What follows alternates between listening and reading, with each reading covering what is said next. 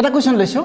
তো চাই থাকিব 0.001 ওপৰত ডেজ দি দিলে পৌনপণিক এটো ওপৰত ডেজ দিয়া থাকিলে আপোনালোকে জানে এটো কি বুজায় পৌনপণিক বুজায় তো এইকেইটা অংক বাৰে বাৰে আহি থাকিব তো এটো এটা কি সংখ্যা আপোনালোকক এখিনিতে কৈ থৈছো মই কি সংখ্যা এটো পৰিমেয় নে অপৰিমেয় নিশ্চিতভাৱে ই পৰিমেয় সংখ্যাৰ দশমিক বিস্তৃতি দুই ধৰণৰ এটা হল কি দশমিকৰ পিছত শেষ হোৱা পৰিসমাপ্তি হোৱা আৰু এটা পৌনপণিক হোৱা তো এইটোৰ ক্ষেত্ৰত যদি সমতুল্য ফ্ৰেকশন আপোনাক বিচাৰে অৰ্থাৎ সমতুল্য মানে সমমান বিশিষ্ট যদি সমমান বিশিষ্ট ফ্ৰেকশন আপোনাক বিচাৰে তেতিয়াহলে কি লিখিব তো তেতিয়া উত্তৰটো আহিব ওপৰত 1 থাকিল তলত কেইটা অংকৰ ওপৰত ডেজ আছে তিনিটা তো তিনিটা নাই নাহিব ইয়াৰ শুদ্ধ উত্তৰ তাৰ পিছত ধৰক 0.6 ডেজ আছে তো চাব এতিয়া সংখ্যাটো কিমান আছে 6 লিখি দিয়ক কেইটাৰ ওপৰত ডেজ আছে এটা তো এটা নাই নাহি গল তো যদি আপুনি 3 ৰে হৰণ কৰি দিয়ে 3 6 2 বাৰ 9 কেইবাৰ 3 বাৰ তো ইয়াৰ কাৰণে সমতুল্য ফ্ৰেকশন এইটো আহি গল তাৰ পিছত 0.9 ডেজ ইয়াৰ কাৰণে কি আহিব 9 তলত এটাৰ ওপৰত ডেজ থকাৰ কাৰণে এটা 9 সো 9 9 কিমান হ'ব 1 তো এনেকুৱা ধৰণৰ পৌনপণিক ফ্ৰেকশন বিলাকৰ ক্ষেত্ৰত আমি সাধাৰণ ভগ্নাংশত কি দৰে লব পাৰিম এই কথাবিলাক মই ভিডিওটোত আপোনালোকৰ লগত আলোচনা কৰিছিলো তো আজিও মই কি কৰিছো হিখিনি আপোনালোকৰ মাজত ৰিভিজন কৰিছো ডিয়াৰ ফ্ৰেণ্ডছ আজি ফ্ৰেকশনৰ 2 নম্বৰ ভিডিও ৰিভিজনৰ ওপৰত ফ্ৰেকশনৰ নাম্বাৰ 2 ভিডিও মই লৈ আহিছো তো এই ভিডিওটোত কি থাকিব কিছুমান ফ্ৰেকশন অৰ্থাৎ ডেসিমেল ফ্ৰেকশনৰ ওপৰত আলোচনা কৰিম ইতিমধ্যে মোৰ ফ্ৰেকশনৰ ৰিভিজনৰ আগৰ ভিডিওটোত আপোনালোকে দেখা পাইছে কিছুমান ফ্ৰেকশনৰ ক্ষেত্ৰত কিছুমান আইডেন্টিটি বা অভেদৰ ওপৰত মই আলোচনা কৰিছিলো তো আজি মই কি আলোচনা কৰিব গৈছো পাৰ্ট নাম্বাৰ 2 ত কি আলোচনা কৰিব গৈছো যে কিছুমান ডেসিমেল ফ্ৰেকশনৰ কাৰণে আমি ইজি ক্যালকুলেশন কেনেদৰে কৰিব পাৰিম আহক প্ৰথম কুৱেশ্যন নম্বৰ 1 লৈ মই এটা ডেসিমেল ফ্ৰেকশনৰ কি ৰুল দিছো যে ইনটু আৰু ডিভিজন পূৰণ আৰু হৰণৰ কাম দিছো তো কেবাটা কাম একলগে থাকিব পাৰে যোগ বিয়োগ পূৰণ হন থাকিব তো আপোনালোকে কি কৰিব বদমাছ ৰুল এপ্লাই কৰি অংকবিলাক কৰি দিব হৈ গল তো চাব অংকটো কৰিব গৈছো মই তো 0.004 ইনটু 0.01 ডিভিজন 0.8 তো ফাৰ্স্ট আমি হৰণৰ কামটো কৰিব লাগিব তো চাব 0.004 ইনটু 0.01 এতিয়া হৰণটো ৰাখি দিছো মই দশমিকটো উঠাই দিয়ক 8 বাই কিমান আহিব 10 জানে আপোনালোকে এটাৰ ইফালে দশমিক থাকিলে দশমিক উঠাই দিলে তলত কিমান আহে 10 আহে তো কি কৰিব যে 0.004 ইনটু 0.01 হৰণৰ ঠাইত যদি পূৰণ দি দিয়ে তেতিয়াহলে 10 ওপৰত গুচি যাব 8 কত আহিব তলত আহিব তো এতিয়া যেহেতু গুটেই কেইটা পূৰণে আছে তো কি কৰি দিব পাৰিব দশমিক কেইটা উঠাই দিয়ক এটো কিমান আহিব 4 ওপৰত তলত তিনটাৰ ওপৰত যেহেতু তিনটাৰ ইফালে দশমিক আছে তলত আহিব 1000 ইনটু 1 বাই নিশ্চয় 100 ইনটু 10 বাই 8 তো এইখিনি হিসাব কৰি দিয়ক এটো প্ৰথমতে আপুনি কৰিব পাৰিব যেহেতু এই ক্ষেত্ৰত হৰণে কোনো ডাইৰেক্ট প্ৰভাৱ পেলোৱা নাই তো কি কৰিব পাৰিব আপুনি প্ৰথমতেই দশমিকবিলাক খেদি ফ্ৰেকশনত লৈ যাব পাৰিব তাৰপিছত চাব এটা 0 কাটি দিলো 4 8ত কেইবাৰ 2 বাৰ আৰু কটা নাযাব নিশ্চয় তো ওপৰত কিমান থাকিব 1 থাকিল তলত একৰ পিছত কেইটা 0 আছে এটা 2 আছে ইনটু এটা দুটা তিনিটা চাৰিটা আছে দেখা পাইছে ইয়াত তিনিটা ইয়াত কেইটা এটা মুঠ কেইটা হল চাৰিটা তো ফাৰ্স্ট আপুনি 2 এৰে একক হৰণ কৰি দিয়ক 2 এৰে একক হৰণ কৰি দিলে কিমান আহিব 0.5 তলত একৰ পিছত কেইটা 0 চাৰিটা 0 দেখা পাইছে তো দশমিকটো যত আছে 10000 ৰে যদি হৰণ কৰে দশমিকটো কেইটা 0 আছে চাৰিটা তো 4 ঘৰ আগুৱাই আহিব তো চাব এটা 5 আছে তাৰ পিছত ইয়াত দশমিক আছিল আমি 4 ঘৰ লৈ আহিম এটা দুটা তিনিটা চাৰিটা তাৰ পিছত দশমিক দিম 0 তো নিশ্চয়কৈ আপোনালোকে দশমিক কি দৰে দিব পাৰি দশমিক কেনেকৈ উঠাব পাৰি দুইটা ৰুল ইয়াত দেখুৱা হৈছে যে আমি এই ক্ষেত্ৰত কি কৰিছো দশমিক উঠাইছো আৰু ইয়াত কি দিব গৈছো দশমিক আমি দিব গৈছো তো 10000 ৰ কাৰণে 0 কেইটা আছে চাৰিটা দশমিক যত আছিল 4 ঘৰ আগুৱাই আহিছে 4 ঘৰ একো নাই যেহেতু এই কাৰণে আমি চাৰিটা 0 দি দশমিকটো দিছো তো দেখা পাইছে শুদ্ধ উত্তৰ কিমান আহি গল 0.00005 তো শুদ্ধ উত্তৰ চাব 0.0 চাৰিটা 0 আছে ইয়াত দেখ তো চাৰিটা 0 কত আছে বি অপচনত আছে তো 0.0005 ইয়াৰ শুদ্ধ উত্তৰ Question number 2 চাব এটা কোৱেশ্চন পাতি থৈছো বৰ্ডত দেখা পাইছে আপোনালোকে তো ইয়াত মই এটা x ৰাখিছো তো x ৰ মান কিমান আহিব এটো ফ্ৰেকশনৰ পৰা তো চাই থাকিব যে 144 divided by 0.144 equal to 14.4 divided by x এটো আছে আমাৰ তো ইয়াত যদি আপুনি দশমিকটো উঠাই দিয়ে তেতিয়াহলে দেখা পাব যে 144 ওপৰত আছে তলতো 144 আছে দেখা পালে নিশ্চয় এতিয়া তলত দশমিক আছিল কেই ঘৰ এৰি আছিল 3 ঘৰ তো ওপৰত কি আহিব 1000 তলৰ পৰা দশমিক উঠালে ওপৰত কি হয় পূৰণ হয় ওপৰৰ পৰা দশমিক উঠালে তলত পূৰণ হয় জানে আপোনালোকে তো দশমিক ক'ত আছিল তলত আছিল কেইটা এৰি আছিল তিনিটা তো 1000 ওপৰত গুচি গ'ল ইকুৱেল টু এইটোতো দশমিক উঠাই দিয়ক 144 ডিভাইডেড বাই কি আছে x ইনটু কেইটা এৰি দশমিক আছিল এটা তো এটা 10 আহিব তো নিশ্চয় এতিয়া দশমিক নাই এতিয়া হিসাব কৰি দিয়ক 144 দেখ কেনসেল তো যেতিয়া কেনসেল গ'ল ইয়াত মই দেখাইছো অংকটো কেনসেল যোৱাৰ লগে লগে কি থাকিল ইয়াত 10x ইনটু 1000 এটো ব্ৰজপুৰণ যদি কৰো আমি ইয়াৰ হৰৰ লগত এটো লব তো x ইনটু 10x ইনটু 1000 তো কি হ'ব 10000 দেখা পাইছে 10000x ইকুৱেল টু কি থাকিল 144 ইকুৱেল টু 144 থাকিল x ৰাখি দিয়ক 144 ডিভাইডেড বাই 10000 তো 10000 এৰ যদি ডিভাইড কৰি দিয়ে ইতিমধ্যে আলোচনা কৰা হল তলত যদি 10 বা 100 বা 10000 এনেকুৱা থাকে কি কৰিব মাত্ৰ সেই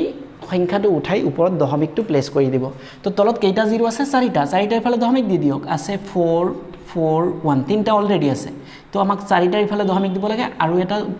0 দি দশমিক দি দিয়ক তো শুদ্ধ উত্তৰ কিমান আহি গ'ল 0.0144 তো শুদ্ধ উত্তৰ 0.0144 সি নম্বৰত আছে তো সি নম্বৰ ইয়াৰ শুদ্ধ উত্তৰ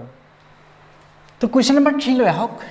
দেখা পাইছে বৰ্ডত যে এটা কেকৰ দুই ভাগৰ এক অংশ এ খালে বাকিখিনিৰ তিনি ভাগৰ এক অংশ বি এ খালে অৱশিষ্ট কেকৰ অংশ কিমান তো ইয়াত এটা কথা মনোযোগ দিব আপোনালোকে এটা কেকৰ পৰা এই দুই ভাগৰ এক অংশ আৰু তিনি ভাগৰ এক অংশ একেলগে খোৱা নাছিলে এটা কেকৰ দুই ভাগৰ এক অংশ অলৰেডি এ খাই পেলালে এখিনি হৈ গ'ল বাকি যিখিনি থাকিল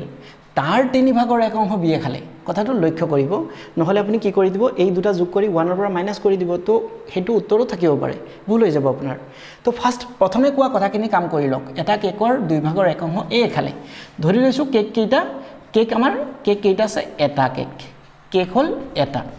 তো এটা কেকৰ এ কিমান খালে এ খালে দুই ভাগৰ এক অংশ বাকি কিমান থাকিল বাকি কেক কিমান থাকিল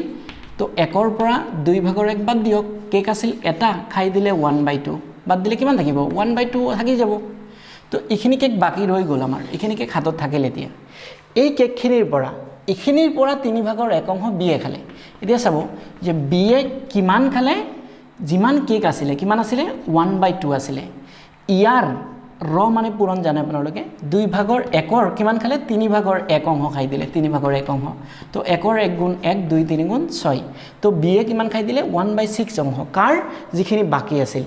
এতিয়া আমাক সুধিছে অৱশিষ্ট কেকৰ অংশ কিমান তো অৱশিষ্ট কেক যেতিয়া আপুনি উলাব তো চাব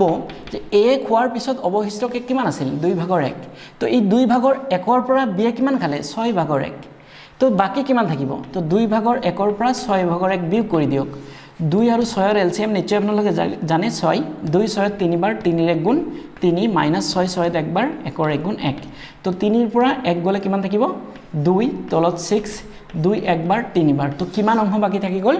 1/3 অংশ নিশ্চয়কৈ বাকি থাকি গ'ল এই 1/3 অংশ কোনখিনিৰ বাকিখিনিৰ নহয় মুঠ কেকৰ পৰা আপোনাৰ হাফ অংশ এ খাই দিলে আৰু হাফ অংশ থাকিল এই হাফ অংশৰ পৰা তিনি ভাগৰ এক অংশ বি এ খালে অৰ্থাৎ 6 ভাগৰ এক অংশ খালে এতিয়া মুঠ হাফ অংশ আছিলে সেই হাফৰ পৰা 6 ভাগৰ এক বাদ দিলে কিমান থাকিল 1/3 এতিয়া মুঠ কেকটোৰ কিমান অংশ বাকি থাকিল 1/3 অংশ বাকি থাকিল তো শুদ্ধ উত্তৰ কিমান আহিব এ 1/3 অংশ বাকি থাকিল তো নেক্সট কোৱেশ্চন নম্বৰ 4 যে 1500 0.3% ইকুৱেল টু সামথিং ইনটু 1000 খালি ঠাই এটা দিছো তো এই খালি ঠাইত কি আহিব তো অঙ্কটো কৰি চাব যে 1500 ৰ মানে জানে পূৰণ দি দিছো ডাইৰেক্ট 0.3% তো 0.3% মানে 0.3/100 ইকুৱেল টু এটো ধৰিছো x যেটো আমাক ওলাব দিছে এটো x ধৰিছো ইনটু কিমান আছে 1000 আছে তো চাব ইয়াত দুটা 0 ইয়াত দুটা 0 কাটি দিয়ক কাটি দিলে কিমান আহি আছে 15 3 গুণ 45 দশমিক এটা এৰি আছিল এটা এৰি দি দিয়ক ইকুৱেল টু কি আছে x ইনটু 1000 তাৰ পিছত যদি x ৰাখি দিলো ইফালে কিমান আছে 4.5 আছে এই 1000 x ৰ লগত কি হৈ আছে পূৰণ ইফালে লৈ আহক কি হ'ব হৰণ হ'ব তো এই আগতে কৰা কথাটো চিন্তা কৰক কেইটা 0 আছে তিনটা তো দশমিক য'ত আছে তিনি ঘৰা গৈ আহিব তো দশমিকটো উঠাই দিলে আমি 45 পাই গলো দশমিক ইয়াত আছিল ইয়াৰ পৰা তিনি ঘৰ আহিলে এটা ঘৰ অলৰেডি আছে আৰু দুটা ঘৰ দিব লাগিব তো শুদ্ধ উত্তৰ আহি গ'ল 0.0045 তো এক্সৰ ভ্যালু কিমান আহি গ'ল 0.0045 তো শুদ্ধ উত্তৰ কিমান আহিব বি নম্বৰ 0.0045 তো ডিয়াৰ ভিউয়াৰ্স আজি আহক আজিৰ ভিডিঅ'টোত মই 5টা কোৱেশ্চন অলৰেডি লাষ্ট কোৱেশ্চনটো বৰ্ডত পাতিছো দেখা পাইছে আপোনালোকে তো এনেকুৱা টাইপৰ কোৱেশ্চনবিলাক যদি আপোনালোকে নিশ্চয়কৈ চৰ্চা কৰে এই কেইদিন তেতিয়াহ'লে উপকৃত নিশ্চয়কৈ হ'ব তো আহক আজি কোৱেশ্চনটো লৈ যে 8 ভাগৰ 7 মিটাৰ দীঘল ৰছী এডাল দুটা খণ্ড কৰাত এটা খণ্ডৰ দিক 4 ভাগৰ 1 মিটাৰ হলে আনটো খণ্ডৰ দিক কিমান একদম ভেৰি ইজি কোৱেশ্চন কনফিউজ নহব মাত্ৰ একদম ইজি কোৱেশ্চন তো 8 ভাগৰ 7 মিটাৰ দীঘল এডাল ৰছী আছিল সেই ৰছীটোক দুটা পাৰ্ট কৰিলে আপুনি এটা ৰছী আছিল এই ৰছীটোক আপুনি দুটা ভাগত ভগাই দিলে এখিনি এটা পাৰ্ট এখিনি এটা পাৰ্ট তো এটা পাৰ্ট যেটো দি আছে এইটো পাৰ্ট 1/4 যদি হয় এইটো পাৰ্টৰ যোগ কিমান এইটো কোৱেশ্চন কৰিছে একেবাৰে সহজ কথা ধৰক এনেকুৱা যদি কও মই যে 5 মিটাৰ দীঘল ৰছী এটা দুটা ভাগ কৰিছো এটা যদি 3 মিটাৰ হয় আনটো কিমান হ'ব তো কি কৰিব মাইনাস কৰি দিব দেখ 2 মিটাৰ হ'ব তো 5 মিটাৰ দীঘল ৰছীডালৰ এটা যদি 3 মিটাৰ দীঘল হয় আনটোৰ খণ্ডৰ কিমান দীঘল হ'ব কি কৰি দিব জাস্ট মাইনাস কৰি দিব ঠিক এনেকুৱা মোট দৈৰ্ঘ্য আছে 8 ভাগৰ 7 মিটাৰ ইয়াৰ পৰা 4 ভাগৰ 1 মিটাৰ এটা পাৰ্ট আনটো পাৰ্ট কি হ'ব জাস্ট মাইনাস কৰি দিব অন্যভাৱে আপুনি ব্যৱহাৰ কৰিব নালাগে কেতিয়াবা আপোনালোকে ভাবিব পাৰে যে এইটো ফ্ৰেকশনৰ 4 ভাগৰ 1 অংশ লম দেখ পূৰণ কৰি দিম তেতিয়াহ'লে কিন্তু সৰ্বনা হৈ যাব তো মোট কিমান দৈৰ্ঘ্য আছিল 8 ভাগৰ 7 ভাগ আছিল মোট দৈৰ্ঘ্য ৰছীটোৰ তো দুটা পাৰ্ট কৰিলে যেহেতু এটা পাৰ্টৰ দৈৰ্ঘ্য কিমান 4 ভাগৰ 1 অংশ তো কিমান থাকিল হিসাব কৰি দিয়ক 8 আৰু 4 ৰ এলসিএম জানে আপোনালোকে 8 4 8ত হৰণ যায় সো ডাঙৰটো এলসিএম 8 8ত একবাৰ 7 ৰ 1 গুণ 7 মাইনাস 4 8ত দুইবাৰ 2 ৰ 1 গুণ 2 তো 7 ৰ পৰা 2 গলে কিমান থাকিল 5/8 মিটাৰ থাকি গল ৰছীটোৰ বাকিখিনিৰ দৈৰ্ঘ্য তো 5/8 মিটাৰ आंसर 5/7 8/5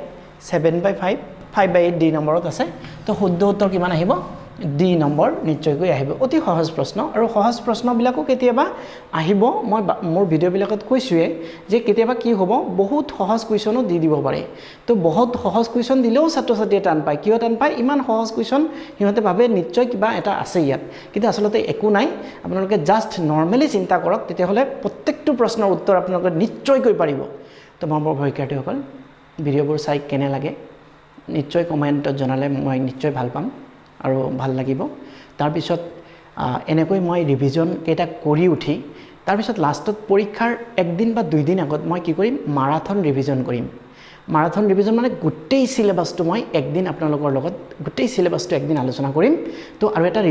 ৰিভিজন আনি দিম প্ৰত্যেকটো টপিকছৰ ওপৰত আলোচনা কৰিম নিশ্চয়কৈ সেই ৰিভিজনটো আপোনালোকে চাব পৰাপক্ষত মই হেতু লাইভত আহিব পাৰো তো মৰমৰ শিক্ষাৰ্থীসকল আজি ভিডিঅ'টো ইয়াতে সামৰিছো ধন্যবাদ